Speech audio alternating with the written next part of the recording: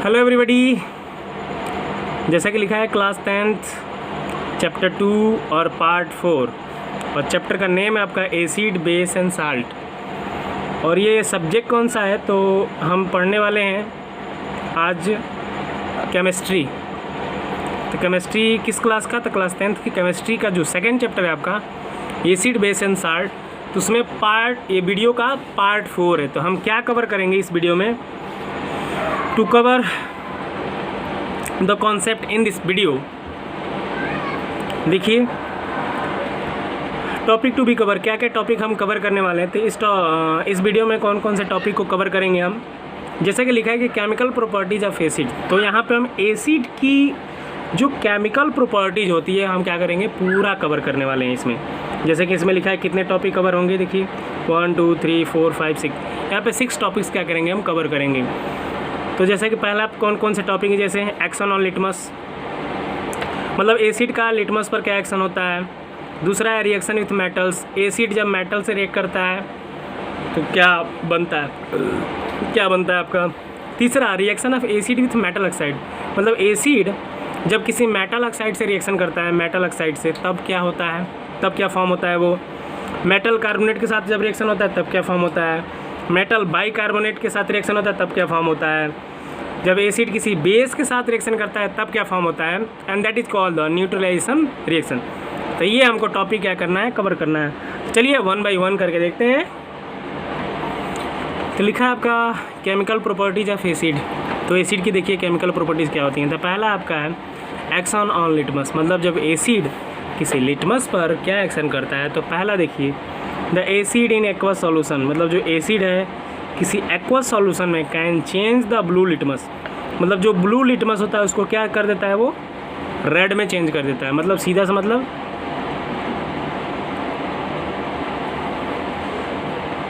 जो blue litmus है उसको क्या कर देगा, वो रेड में चेंज कर देगा। इसके बाद जो पीएच पेपर है, पीएच पेपर का कलर कैसा हो कर देगा, वो रेड कर देगा। नेक्स्ट द ड्राई HCl, अब एक HCl तो आप जानते हैं एसिड है, लेकिन जब HCl है अगर वो सॉलिड स्टेट में रहे तो उसका कोई लिटमस पे एक्शन होगा या नहीं होगा। तो उसका कोई देयर इज नो एक्शन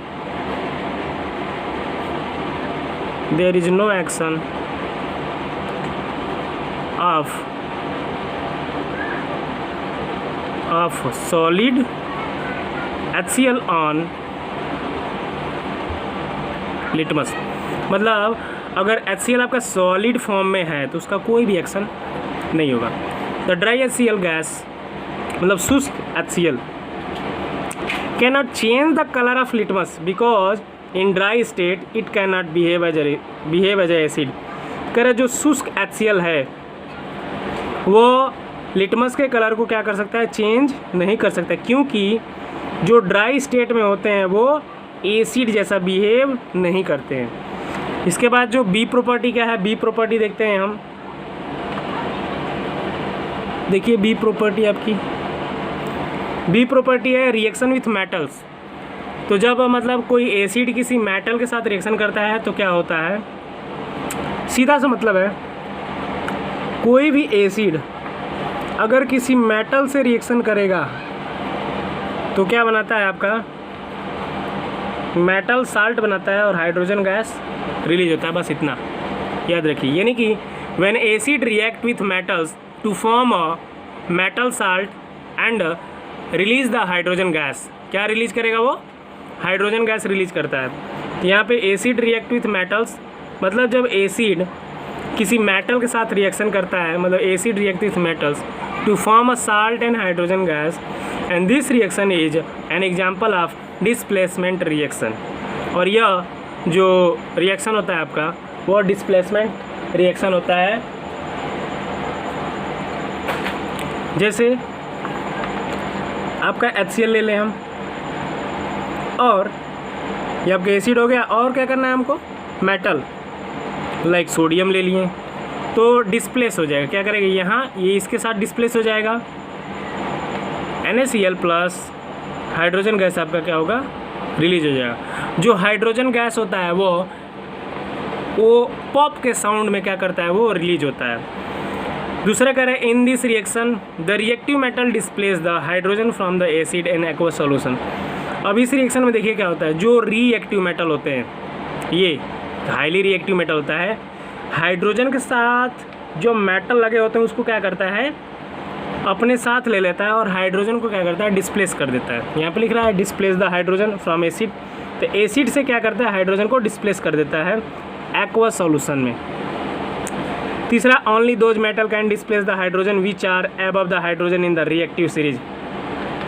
यहाँ पे कहने का मतलब जो रिएक्टिव सीरीज होता है आपका, रिएक्टिव जो सीरीज होता है उसमें हाइड्रोजन से ऊपर जितने भी मेटल होते हैं वो क्या करते हैं, वही अपने से नीचे वाले मेटल को डिस्प्लेस करते हैं, क्योंकि ज़्यादा मजबूत हैं वो, ज़्यादा हाईली रिएक्टिव रहते हैं, और जो नीचे वाले मेटल होते हैं वो लेस रिएक्टिव होते हैं, जिसकी वजह से हाइड्रोजन से ऊपर वाले जो मेटल होते हैं हाइड्रोजन से नीचे वाले मेटल को डिस्प्लेस कर देते हैं। एंड ओनली दोज मेटल्स कह रहा है वे metals can displace the hydrogen which are above the hydrogen, मतलब वही हाइड्रोजन को डिस्प्लेस करेंगे जो हाइड्रोजन से ऊपर होंगे इन the reactive series and such type of reaction. और इस टाइप का जो रिएक्शन होता है वो रिडॉक्स रिएक्शन कहलाता है और एक्जोथर्मिक इन नेचर। अब एक्जोथर्मिक का नेचर का मतलब क्या, उसमें आपका हीट क्या होता है, हमारा रिलीज होता है। क्या होता है, हीट हमारा रिलीज होता है। नेक्स्ट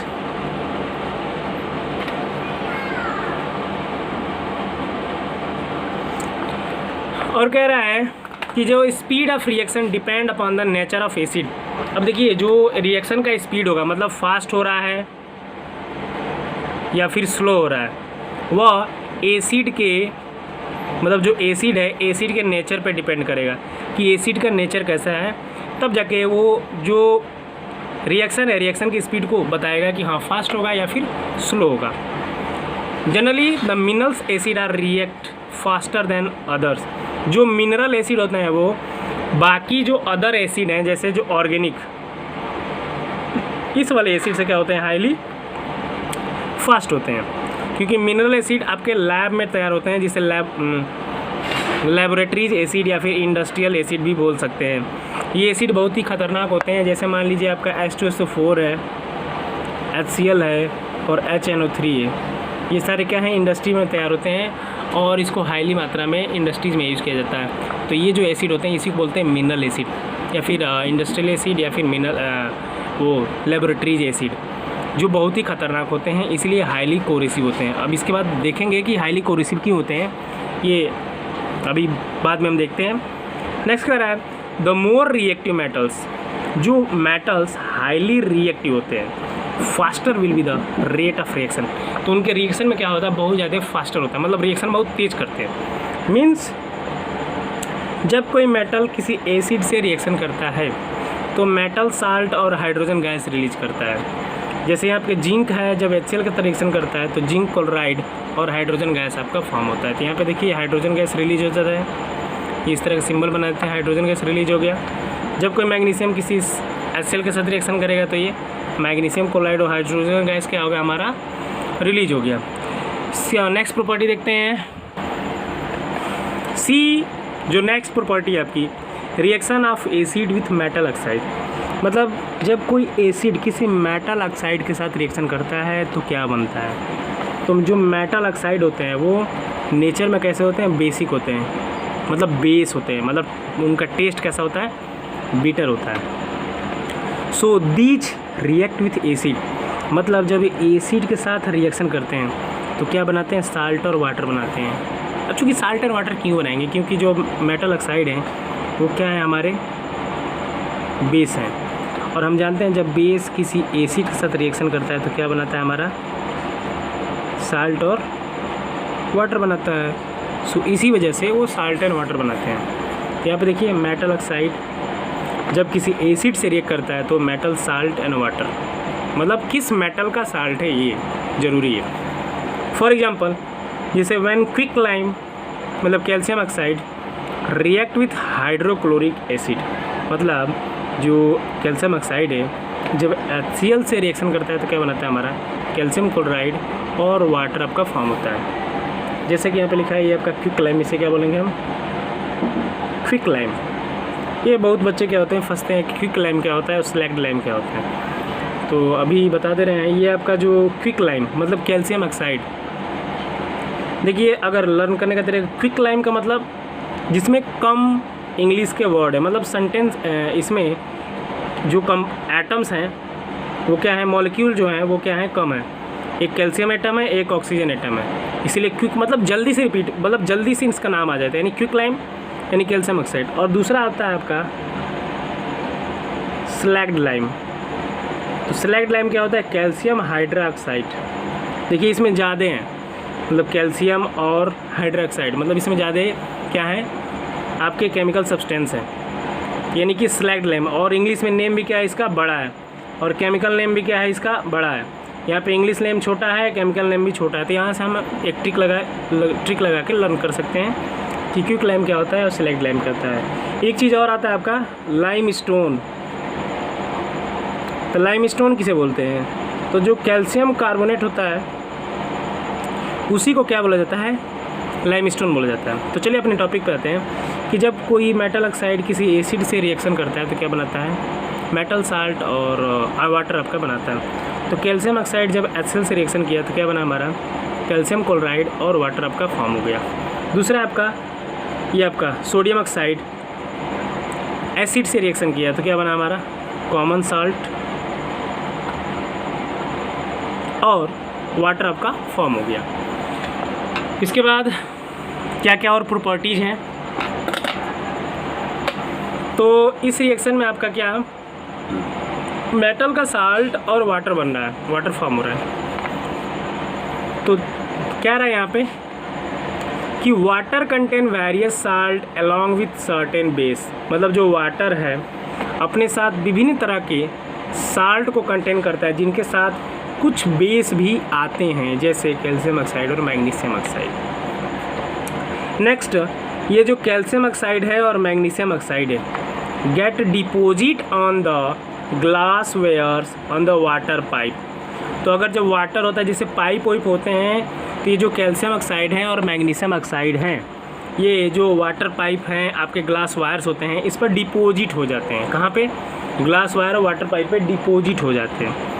और डिपोजिट हो जाते हैं, इसको क्या किया जाता है, तो इसको निकालने के लिए हमें ड्राई HCl के साथ धो दिया जाता है।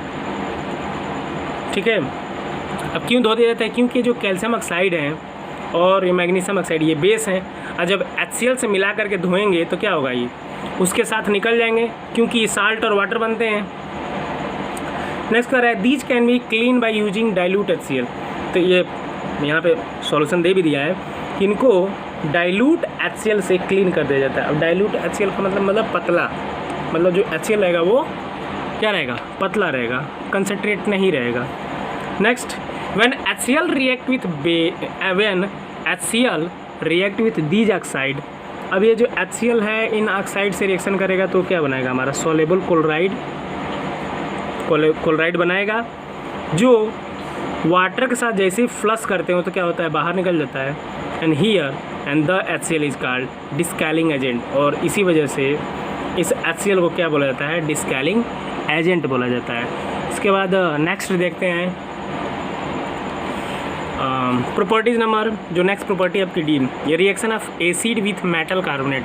मतलब जो एसिड है किसी मेटल कार्बोनेट से जब रिएक्शन करता है तो क्या बनता है कि when acid react with metal carbonate, मतलब जब कोई एसिड किसी मेटल कार्बोनेट से रिएक्शन करता है तो they form carbon dioxide gas, water, और उसके साथ साथ साल्ट भी क्या होता है, बनता है। तो इसे क्या बोलते हैं, इट इज़ द कार्बोलेशन रिएक्शन। इसे क्या बोलते हैं, डीकार्बोलेशन रिएक्शन, बिकॉज इस रिएक्शन के दौरान जो कार्बन डाइऑक्साइड होता है, जो कार्बन डाइऑक्साइड फॉर्म होता है ड्यूरिंग दिस रिएक्शन, वो क्या होता है, एलिमिनेट हो जाता है, मतलब उड़ जाता है, गैस के फॉर्म में होकर के रिलीज होता है, कहने का मतलब रिलीज हो जाता है। तो इसका जो बेसिक फॉर्म हम देखा, मैथमेटिकल फॉर्म की, मेटल कार्बोनेट जब एसिड से रिएक्शन करता है तो क्या बनता है, साल्ट बनता है, कार्बन डाइऑक्साइड गैस बनता है, वाटर बनता है। ठीक है, तो चलिए यहाँ पे देखते हैं। तो ये आपका कैल्शियम कार्बोनेट है और HCl है। तो ये आपका मेटल कार्बोनेट और ये हमारा HCl। तो जब दोनों रिएक्शन हुआ तो क्या बना हमारा कैल्शियम क्लोराइड, आपका ये कार्बन डाइऑक्साइड गैस और ये वाटर। तो ये गैस के फॉर्म में तो क्या होता है, ये एलिमिनेट हो जाता है, रिलीज होता है। और इसी कारण डीकार्बोलेशन रिएक्शन इसे क्या बोलते हैं, डीकार्बोलेशन रिएक्शन, इसी कारण इसे क्या बोलते हैं क्योंकि CO2 गैस फॉर्म होता है। नेक्स्ट है सोडियम कार्बोनेट, जब H2SO4 से रिएक्शन करता है तो क्या बनता है, sodium sulphate, carbon dioxide gas और वाटर, ये आपके तीनों बनते हैं।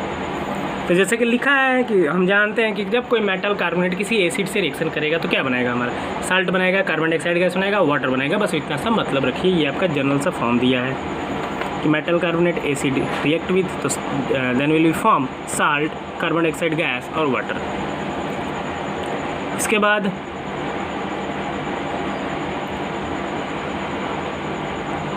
नेक्स्ट देखते हैं क्या ई प्रॉपर्टीज़ है। जो नेक्स्ट प्रॉपर्टी क्या कर रहा है कि reaction of acid with metal bicarbonate. अब यहाँ पे देखिए मेटल कार्बोनेट था, अब यहाँ पे क्या है, मेटल बाइकार्बोनेट मतलब हाइड्रोजन समथिंग ये आ जाएगा। सोडियम बाइकार्बोनेट जो बेकिंग सोडा वाला होता है। तो reaction of acid with metal bicarbonate तो क्या बनता है कि when acid react with metal bicarbonate they form salt, water, gas, कौन सा, carbon dioxide gas, and this reaction is also decarboxylation reaction. और ये भी क्या होता है क्योंकि यहाँ भी CO2 आपका बनता है, जिसकी वजह से ये डीकार्बोलेशन रिएक्शन बोला जाता है। तो जब कोई मेटल बाइकार्बोनेट किसी एसिड से रिएक्शन करता है, जब कोई मेटल बाइकार्बोनेट किसी एसिड से रिएक्शन करता है तो क्या बनता है, मेटल, साल्ट, वाटर और कार्बन डाइऑक्साइड गैस रिलीज होता है। जैसे सोडियम बाइकार्बोनेट जब आपका ये सल्फ्यूरिक एसिड है, इसे जब रिएक्शन करता है तो क्या बनता है, sodium sulphate, carbon dioxide gas और वाटर आपका फॉर्म हो जाता है। और ये गैस फॉर्म है तो क्या होगा, ये यहाँ पे तो रहेगा नहीं, क्या होगा, ये रिलीज हो जाता है। यानी कि means and this reaction take place in soda acid fire, soda acid fire क्या है, एग्जिटिन, जो एग्जिटिन गीजर होता है to produce carbon dioxide gas in large amount to stop the fire quickly.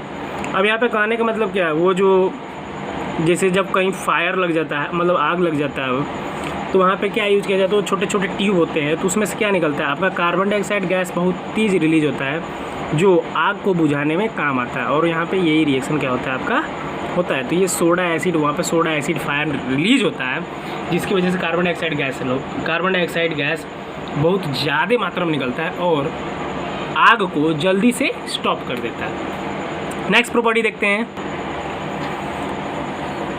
इसके बाद नेक्स्ट प्रॉपर्टी जो हमारी बच रही है, कह रहा है रिएक्शन विथ बेस, मतलब जो एसिड है वो किससे रिएक्ट करता है, हमारा बेस से। किससे, जब बेस से रिएक्ट करता है तो क्या बनता है हमारा, कह रहा है जब when acid react with base, मतलब जब कोई एसिड किसी बेस से रिएक्शन करता है तो क्या बनता है, हमारा साल्ट बनेगा और वाटर बनेगा, and that is called the neutralisation reaction. और इसी को क्या बोलते हैं हम, न्यूट्रलाइजेशन रिएक्शन बोलते हैं। And this reaction is highly exothermic in nature. और ये जो रिएक्शन होता है वो कैसा होता है, बहुत ही ज़्यादा एक्सोथर्मिक होता है, मतलब हीट बहुत ज़्यादा मात्रा में रिलीज होता है।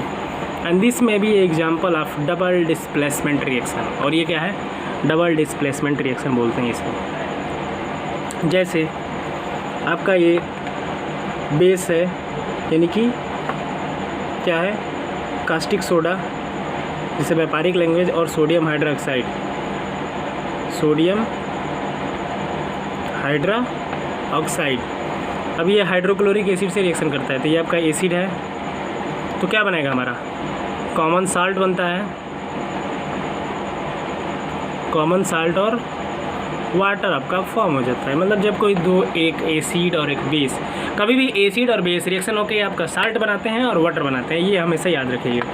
इसके बाद कुछ टर्म्स देखते हैं। यहाँ पे कह रहा है कि डू यू नो, क्या आप जानते हैं, नहीं हम नहीं जानते हैं, बताइए जानते हैं। तो डू यू नो, कर जो एसिड एनहाइड्राइड, जो एसिड एनहाइड्राइड होता है इज एन ऑक्साइड, मतलब वो क्या है, एक ऑक्साइड होता है कि टू फॉर्म एन एसिड, मतलब वो एसिड के फॉर्म में होता है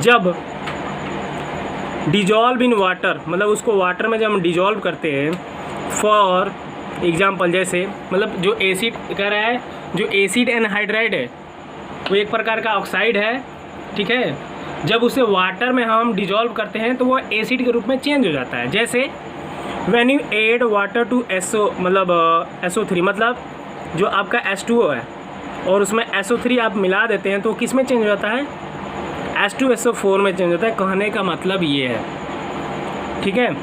इसके बाद जो सबसे ख़तरनाक चीज़ आता है आपका वो sulphuric acid, means sulphuric acid आपका क्या है, ये केमिकल फार्मूला H2SO4, ठीक है, जिसे हम किंग ऑफ एसिड बोलते हैं। ये इतना ख़तरनाक क्यों होता है, इसके पीछे कुछ रीज़न है। देखिए, जो sulphuric acid is a corrosive and act as a dehydrating agent.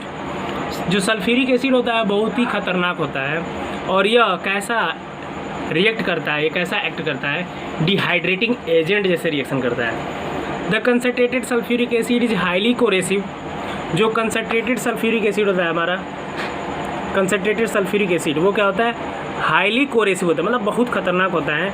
And dehydrating agent, और डिहाइड्रेटिंग एजेंट होता है। डिहाइड्रेटिंग एजेंट का मतलब हाइड्रोजन क्या करता है, ब्रेक कर देता है, मतलब वहाँ से हटा देता है। It means it can absorb moisture from living tissue.